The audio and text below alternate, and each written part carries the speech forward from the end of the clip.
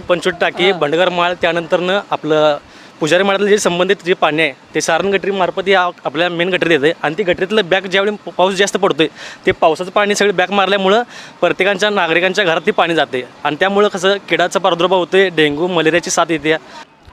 इथं पाणी येतं आहे, फक्त प्रेशर नाही. पाणी जर आलं तर 2 तास 1 तास पहिला येतच नाही पाणी, नंतर सगळं झाल्यानंतर पाणी येते. म्हणजे कमी दाब असतोय आणि पाणी एकदम दाब हवाच येते. हवा बरोबर नुसती हवा. 2008 से यहाँ रह रहा हूँ. एक गटर जब से बना है 4 साल हो गया है, 4 या 5 साल लगभग हो गया गटर बने हुए. यहाँ पर लोग साफ करने नहीं आते हैं और आएंगे तो बाहर निकाल कर फिर चले जाएंगे और उनको बार बार प्रेशर दो कि आ जाओ भैया साफ करो तब आते हैं. उसके पहले आएंगे ही नहीं. इधर पानी की समस्या भी है लोगों को और ये सब कचरा जितना भी है सब यही करते हैं. हमेशा की आदत है उनको. तर आपण पाहू शकताय की हा रस्ता दाखवा थोडंसं झूम करून. हा या परिसरातला रस्ता आहे. इथं रोड झालेला नाही तर गटारींची अवस्था ही अशी आहे.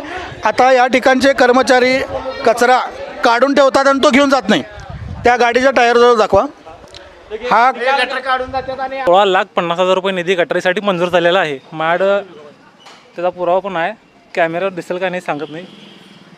हे बघा सर, कधी होणार आहे ते कधी होणार आहे ते मी ते आता त्या संबंधित कंत्राटदारासने आणि जे संबंधित नेते आहेत त्यांनाच नाही प्रश्न विचारू शकतो म्हणजे इच्छित आहे की या गटारीचं काम कधी होणार आहे. 16,50,000 रुपये निधी मंजूर होऊन तरी आपलं काम होत नसेल म्हणजे पैसे गेलं कुठं. बरोबर. मग त्याचा आम्हाला उत्तर जे संदर्भात जे नेते आता हे सुज्ञ नागरिक आहेत की नगरपालिका प्रशासन काम करते त्याचे पुरावे देखील यांच्याकडे उपलब्ध आहेत. म्हणजे हे सुज्ञ नागरिक आहेत. तरी तुम्ही जो भ्रष्टाचार करताय, मंजुरी करताय ते सर्व आता नागरिकांच्यापर्यंत पोचलेलं आहे. या प्रभागात सर्वांनाच कळालेलं आहे की नगरपालिकेचा निधी जातोय कुठं, यांच्या नावाने आलेला निधी कुठं गायब होतोय हा आता सर्वांना या कळालेला आहे. महानगरपालिकेची निवडणूक होऊ घातली आहे आणि या महानगरपालिकेच्या निवडणुकीच्या वेळी यंदाच्या निवडणुकीत तुम्ही या नागरिकांना फसवू शकत नाही. फसवू शकतात का त्याने? आता मतदान हे लोक करणार नाही असं म्हणतात. मतदान करणार नाही यावेळी.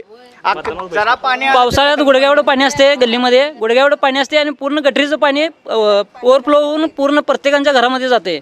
सांगून आम्ही दमलेलो आहे. आता तुम्हाला स्क्रीनवरती मी इथल्या रस्त्याची परिस्थिती, गटारीची परिस्थिती आणि सारण गटारीची परिस्थिती मी तुम्हाला दाखवतोय.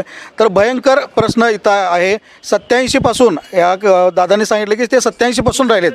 हां, तर 30 वर्षामध्ये हा एकदाच रस्ता झाला आहे. त्याच्यानंतर नाही. पाईपलाईन देखील त्यावेळच्या नगरसेवकांनी जी 4 इंची टाकली ती परत बदलली गेली नाही. म्हणजे जुन्या लोकांनी काम केलं पण नवीन लोकांनी काम केलं नाही असं इथलं नागरिकांचं म्हणणं आहे. या परिसरातले प्रश्न तात्काळ सोडवावेत आणि